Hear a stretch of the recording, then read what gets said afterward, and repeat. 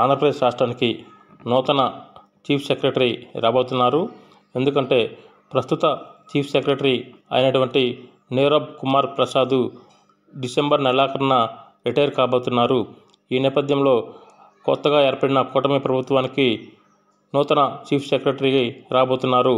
ఈ యొక్క ఆంధ్రప్రదేశ్ రాష్ట్రంలో పనిచేస్తున్న ఐఏఎస్ ఆఫీసర్లలో ఇద్దరు సీనియారిటీ లిస్టు తీయటం జరిగింది. ఈ యొక్క సీనియర్లో మొదటగా జల వనరుల శాఖ ప్రత్యేక చీఫ్ సెక్రటరీ అయినటువంటి సాయి ప్రసాద్ పేరు వినపడింది. మరియు ఇంధన శాఖ ప్రత్యేక చీఫ్ సెక్రటరీ అయినటువంటి కె విజయానంద్ పేర్లు సీనియారిటీ లిస్టులో రావడం జరిగింది. అయితే వీరి ఇద్దరిలో జల వనరుల శాఖ ప్రత్యేక కార్యదర్శి అయినటువంటి కె విజయానంద్ నూతన చీఫ్ సెక్రటరీగా రావడానికి అవకాశాలు ఉన్నట్టుగా తెలుస్తుంది. ఎందుకంటే కె విజయానంద్ అనే అతను కడప జిల్లాకు సంబంధించిన ఐఏఎస్ అధికారి. ఇతను 1992 ఐఏఎస్ ఆఫీసర్గా నియామకం జరగడం జరిగింది. మరియు ఇతను కడప జిల్లాకు చెందిన వ్యక్తిగా తెలుస్తుంది.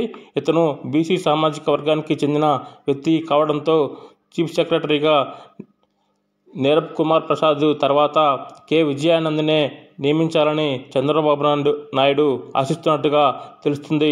దానికి గల ప్రధాన కారణం ఏంటంటే బీసీ సామాజిక వర్గానికి చెందిన వ్యక్తి మరియు కడప జిల్లా వాసిగా ఇతను కె విజయానంద్ ఉండటం వలన తదుపరి చీఫ్ సెక్రటరీగా కె విజయానంద్, ఇంధన శాఖ ప్రత్యేక సెక్రటరీగా ఉన్నటువంటి కె విజయానంద్ ఆంధ్రప్రదేశ్కి నూతన సెక్రటరీగా రాబోతున్నారు జనవరి 1వ తారీఖు నుంచి.